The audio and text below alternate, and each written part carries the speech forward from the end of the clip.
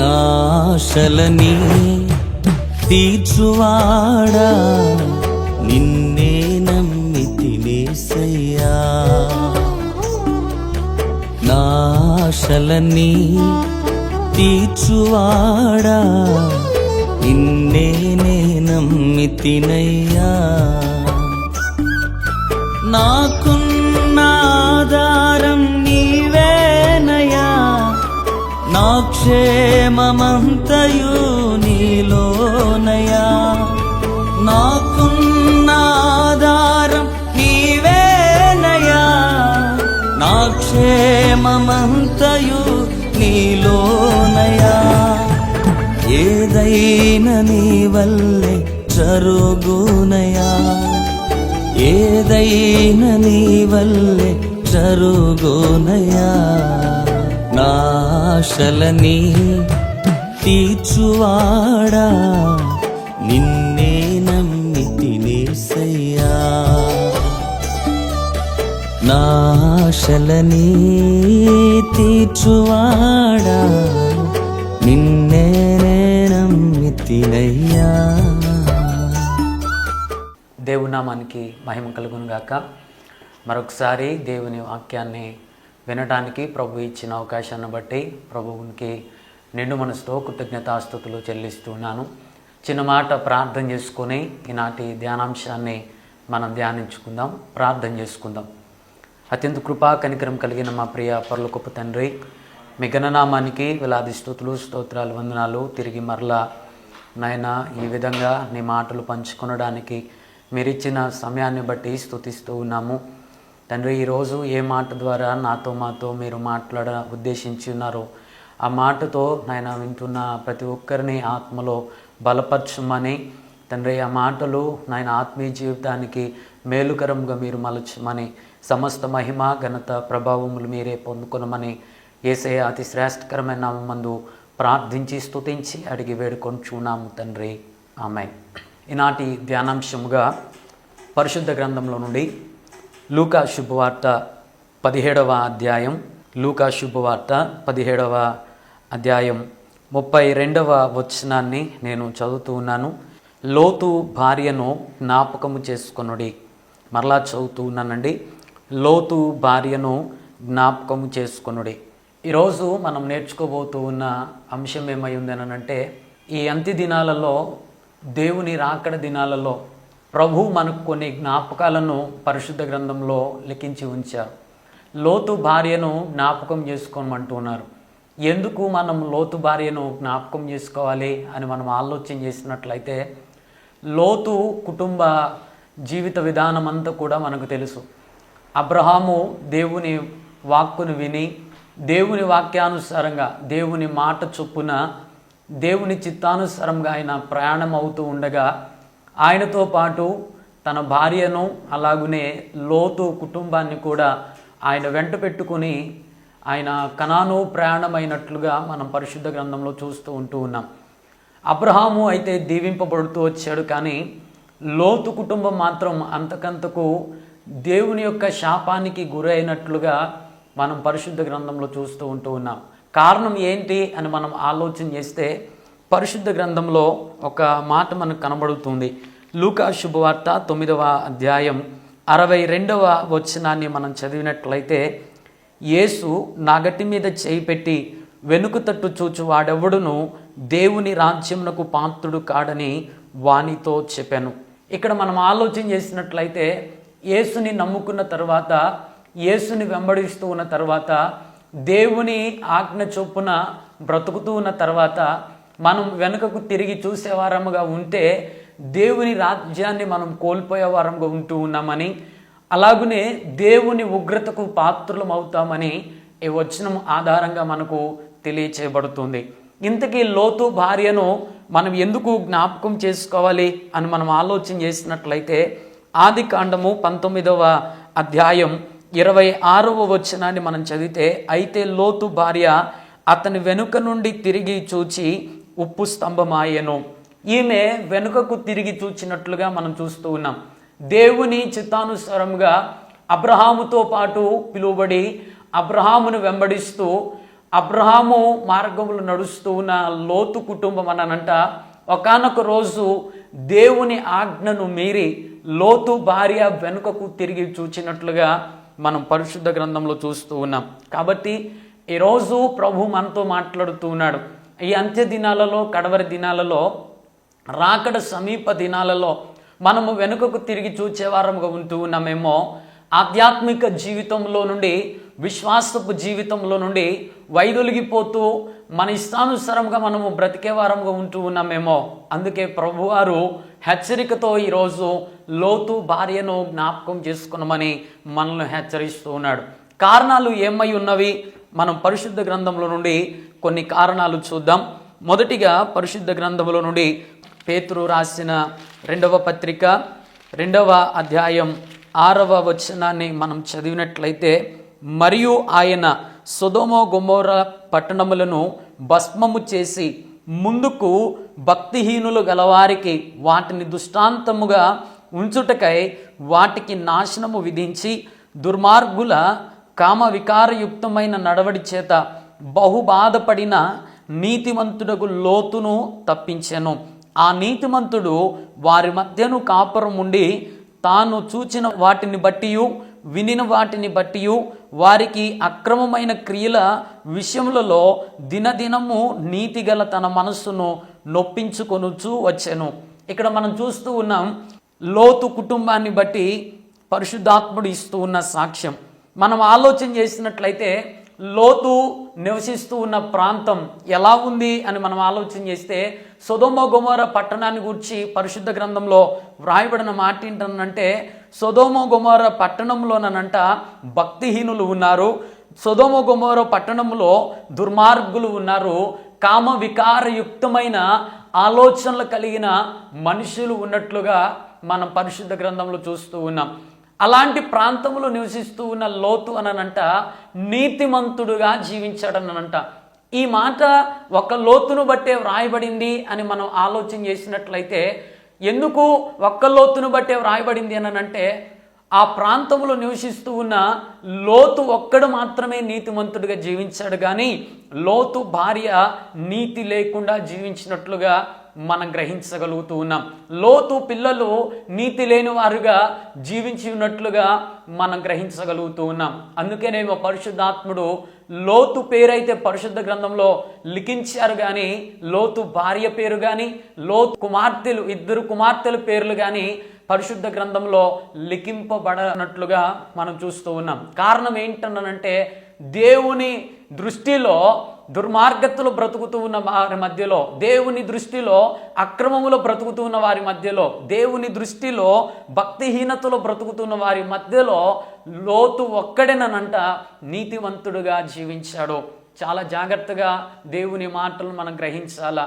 లోతు నీతిమంతుడే, కానీ లోతు భార్య మాత్రం నీతి లేని దానిగా బ్రతికినట్లుగా మనం గ్రహించగలుగుతూ ఉన్నాం.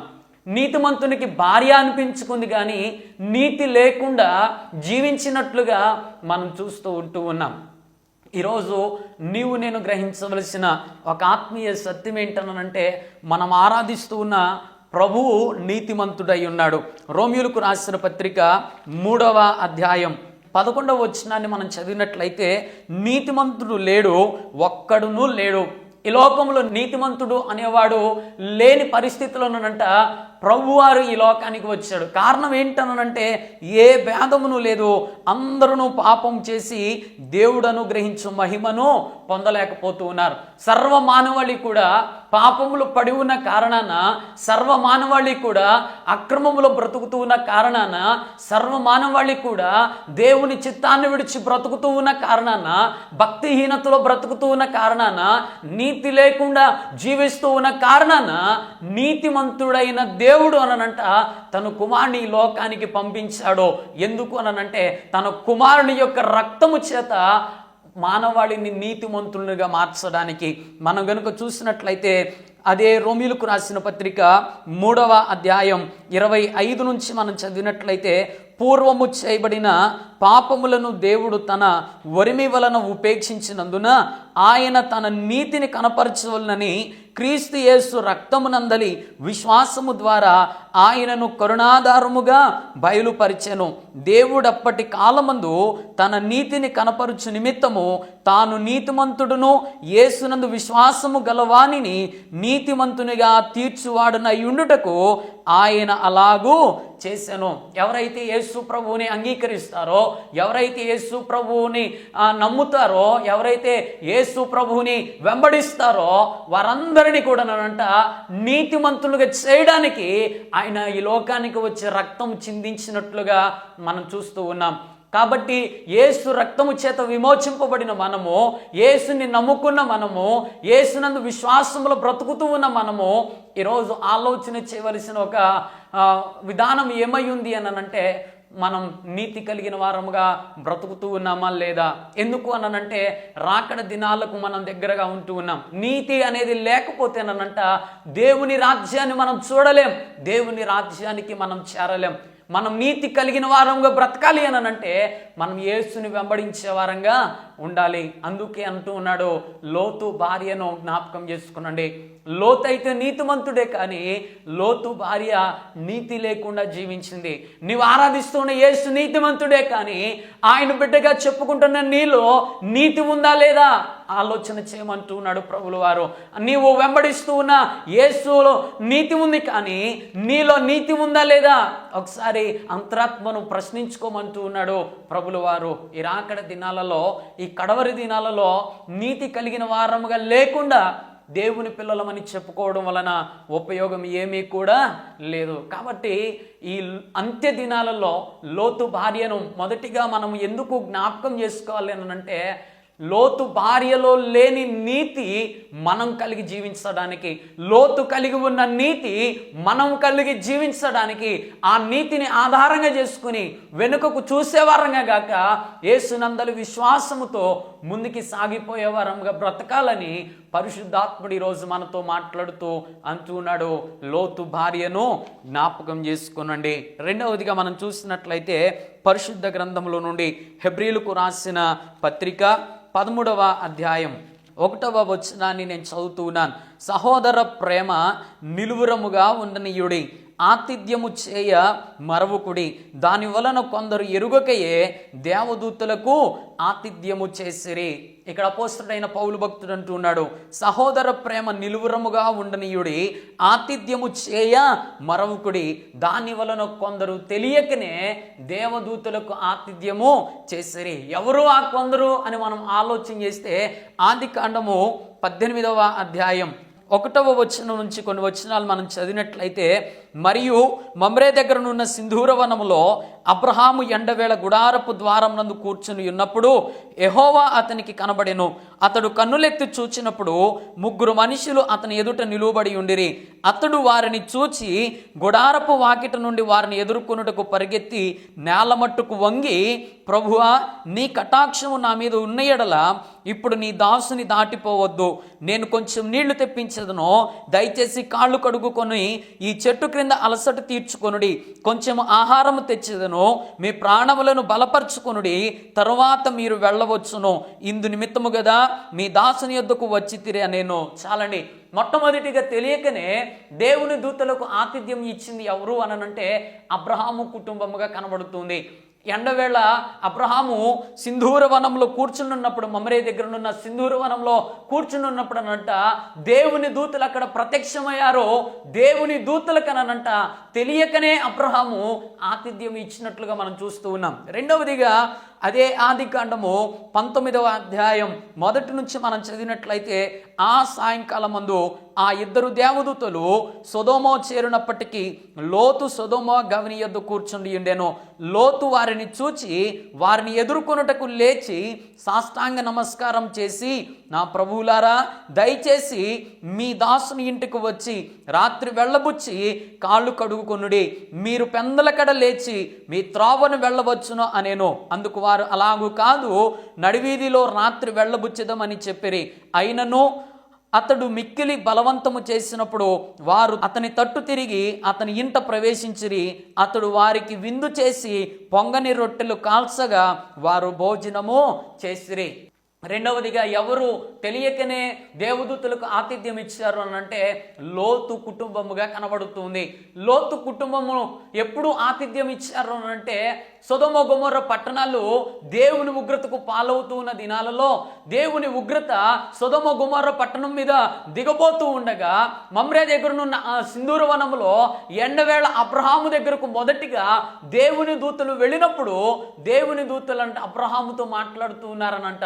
ఏమనంటే మేము వెళ్ళేది ఎక్కడికన్నానంటే సొదొమ గొమొర్రా పట్టణానికి వెళ్ళబోతూ ఉన్నాం. కారణం ఏంటనంటే ఆ పట్టణం మీదకు దేవుని యొక్క ఉగ్రత రాబోతూ ఉంది అని చెప్పినప్పుడు అబ్రహాము దేవుని పాదాలు పట్టుకున్నట్లుగా 18వ అధ్యాయంలో మనం చూస్తూ ఉన్నాం.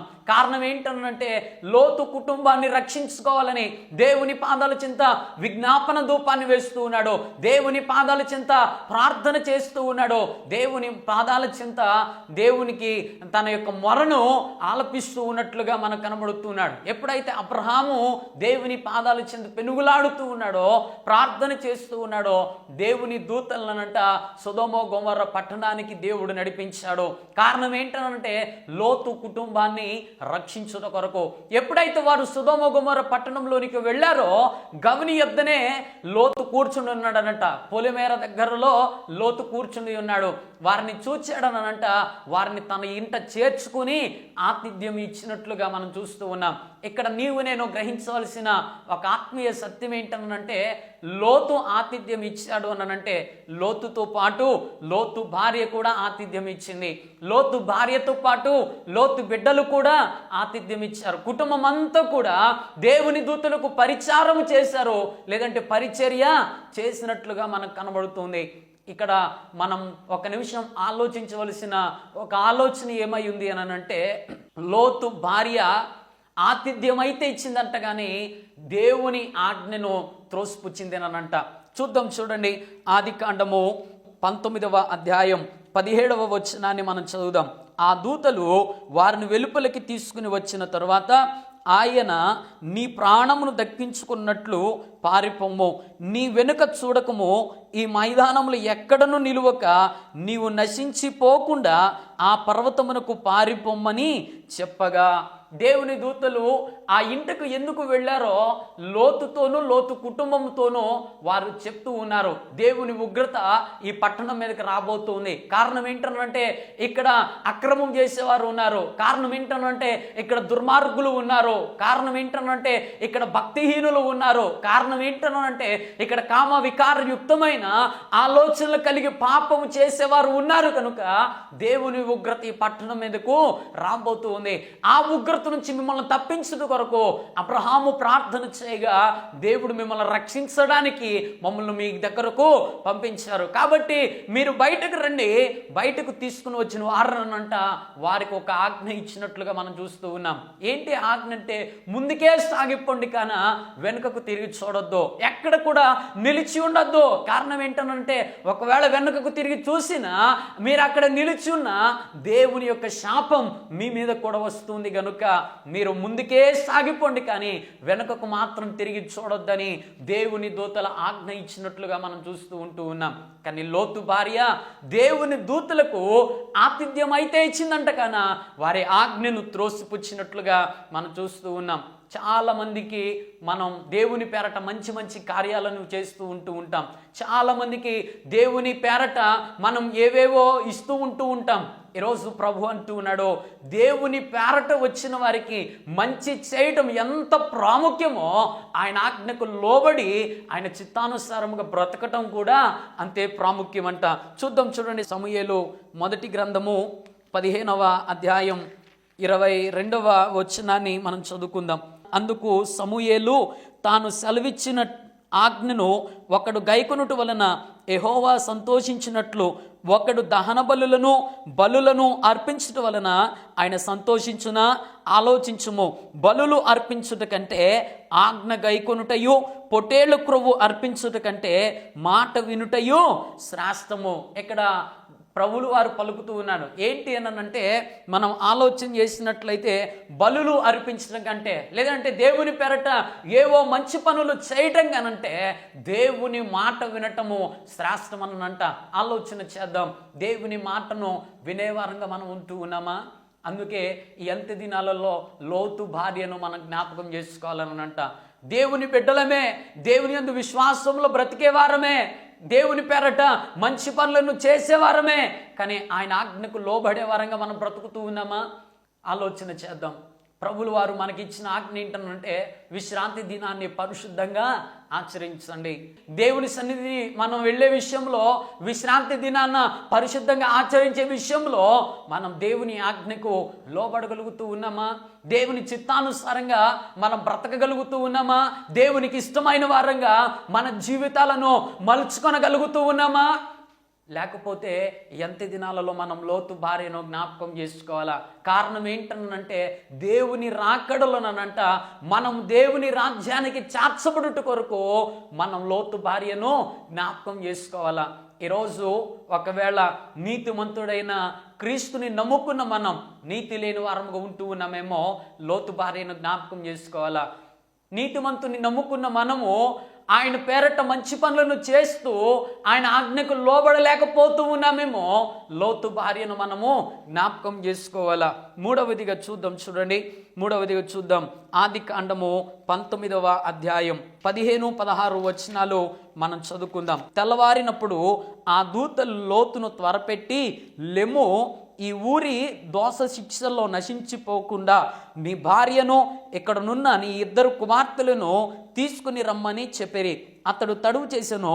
అప్పుడు అతని మీద యెహోవా కనికరపడుట వలన ఆ మనుషులు అతని చేతిని, అతని భార్య చేతిని, అతని 2 కుమార్తెల చేతులను పట్టుకుని వెలుపలికి తీసుకుని వచ్చి ఆ ఊరి బయట నుంచిరి. చాలండి. మూడవదిగా మనం చూస్తూ ఉన్నాం, వాళ్ళు ఎలా బయటకు వచ్చారో అని ఆలోచన చేస్తే దేవుని దూతలేనంట వారిని పట్టుకుని వెలుపలకు తీసుకుని వచ్చారు. ఆ ఊరిలో నుండి బయటకు తీసుకుని వచ్చారు. తీసుకుని వచ్చినప్పుడు వారితో చెప్పిన మాట ఇంతకుముందు మనం చూసాం, మీరు ముందుకే సాగిపోండి కన్నా వెనుకకు తిరిగి చూడొద్దు. ఎందుకు వారు ఈ మాట చెప్తూ ఉన్నారనంటే వెనుక ఏముంది అనంటే దేవుని యొక్క ఉగ్రత ఉంది. వెనుక ఏముంది అనంటే దేవుని యొక్క శాపం ఉంది. వెనుకున్న దానిని ఆశిస్తే దేవుని ఉగ్రత వారి మీదకు వస్తుంది, దేవుని శాపము వారి మీదకు వస్తుంది. కనుక వారిని వెనుకకు తిరిగి చూడొద్దు అని వారు చెప్పినట్లుగా మనం చూస్తూ ఉన్నాం.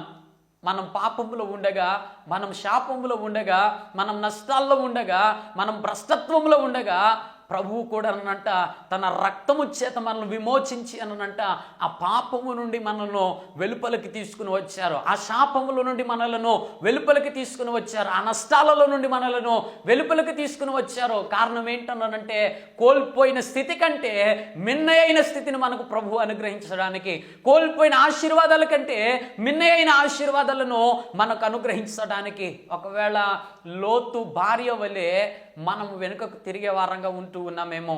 ఇంతకీ లోతు భార్య వెనుకకు ఎందుకు తిరిగింది అని మనం ఆలోచన చేసినట్లయితే అక్కడ ఉన్న వారి సంపదను గురించి తాను వెనుకకు తిరిగి ఉండుండొచ్చు.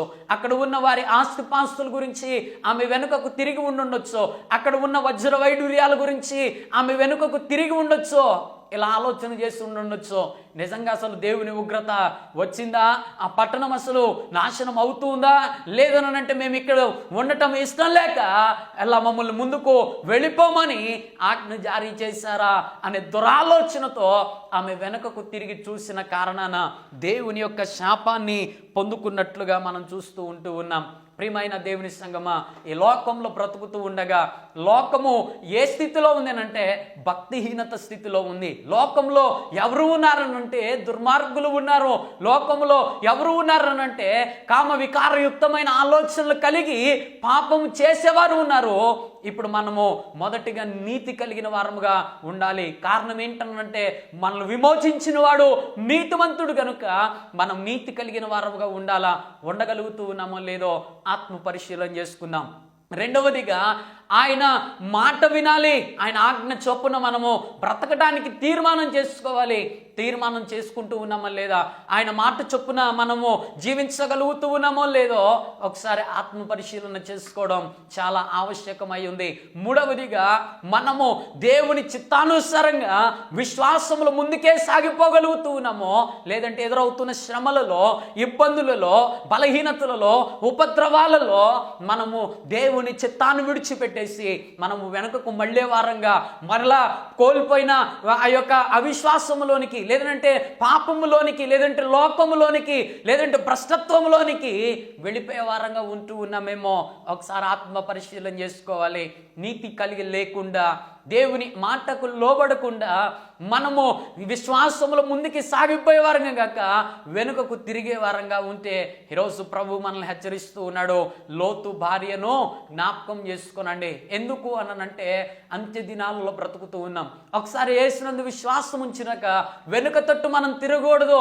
నాగట్టి మీద చాయ్ పెట్టాక మనము యేసు మీద మాత్రమే ఆధారపడి జీవించాలి, కాన లోకాన్ని వెంబడించే వారంగా మనము బ్రతకకూడదు. అలా బ్రతికితే మొదటిగా ఈ లోకంలో మనము దేవుని ఉగ్రతకు పాలవుతాం, రెండవదిగా దేవుని యొక్క నిత్య రాజ్యాన్ని మనము కోల్పోతాం. కాబట్టి ఈరోజు దేవుని ఉగ్రత మన మీదకి రాకుండా ఉన్నట్టు కొరకు, దేవుని రాజ్యము మనము కోల్పోకుండా ఉన్నట్టు కొరకు లోతు భార్యను జ్ఞాపకం చేసుకుని, ఒకవేళ ఇంతకాలము నీతి లేకుండా మనం బ్రతికేమేమో, ఇంతకాలము దేవుని మాటకు లోబడకుండా బ్రతికేమేమో, ఇంతకాలము విశ్వాసములు ముందుకి సాగిపోయే వారంగా గాక వైదొలిగిపోయే వారంగా లోకం వైపు చూసే వారంగా ఉంటూ ఉన్నామేమో ఒకసారి దేవుని పాదాలు పట్టుకుని దేవుని పాదాల చెంత మనము ప్రాధేయపడవలసిన వారంగా ఉంటూ ఉన్నాం. కారణం ఏంటనంటే పరిశుద్ధ గ్రంథం చెప్తుంది, కాలము సంపూర్ణమై ఉంది, దేవుని రాజ్యము సమీపిస్తూ ఉంది. అంత్య దినాలలో, దేవుని రాకడ దినాలలో మనం జీవిస్తూ ఉన్నాం. ఏ క్షణం ఏం జరుగుతుందో తెలియని పరిస్థితిలో మనం బ్రతుకుతూ ఉన్నాం. ఈ క్షణం మనము క్షేమంగా ఉన్నామనంటే అది దేవుని కృప గనుక ముందున్న కాలములో ఆయన కృపలో మనం బలపరచబడుట కొరకు, యెహోవామందు ఆశీర్వదింపబడుట కొరకు, పరమందు ఆయన రాజ్యాన్ని పొందుకొనుట కొరకు లోతు భార్యను జ్ఞాపకం చేసుకున్న వారమై నీతి లేకుండా బ్రతుకుతూ ఉన్నట్లయితే నీతి కలిగి బ్రతకటానికి మనం ప్రయత్నం చేయాలా. ఒకవేళ దేవుని మాటకు లోబడకుండా జీవిస్తూ ఉన్నట్లయితే దేవుని మాటకు లోబడటానికి మనం ప్రయత్నం చేయాలా. ఒకవేళ విశ్వాసములు ముందుకి సాగిపోలేక వస్తున్న ఒడిదుడుకులకు, ఇబ్బందికరమైన పరిస్థితులకు వెనుదిరిగే వారంగా ఉంటూ ఉన్నట్లయితే విశ్వాసంలో బలపరచబడిన వారమై ముందుకి సాగిపోయే వారంగా మనం జీవించడానికి తీర్మానం చేసుకోవాలా. అటు కృప దేవుడు నిండుగా మెండుగా సమృద్ధిగా మనకు అనుగ్రహించును గాక. ఆమేన్. ప్రార్థన చేసుకుందాం. అత్యంత కృపా కనికరం కలిగిన మా ప్రియ పరలోకపు తండ్రి, మీ గణనామానికి వేలాది స్తుతులు స్తోత్రాలు వందనాలు నాయన. ఎంతి దినాలలో మేము ఎలా జీవించాలో మాకు ఒక హెచ్చరికగా లోతు భార్యను జ్ఞాపకం చేసుకోనమని మీరు మాతో మాట్లాడారు నాన్న. నీతిమంతునికి భార్యే కానీ నీతి లేకుండా బ్రతికిన కారణాన తండ్రి, నీ పేరట వచ్చిన నీ దూతలకు ఆతిథ్యం అయితే ఇచ్చింది, కానీ వారి మాటకు లోబడిని కారణాన తండ్రి విశ్వాసంలో ముందుకి సాగిపోకుండా నాయన వెనుదిరిగిన కారణాన మీ ఉగ్రతకు పాలైనట్లుగా నాయన పరిశుద్ధ గ్రంథంలో మేము చూస్తూ ఉంటూ ఉన్నాం.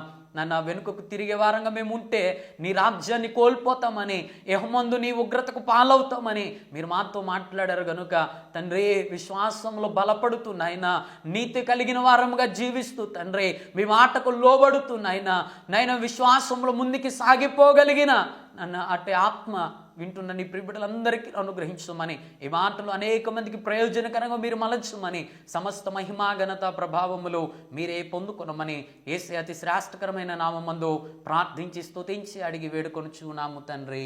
ఆమేన్. ప్రభు మిమ్మలను మీ కుటుంబాలను దీవించునుగాక. ఆమేన్.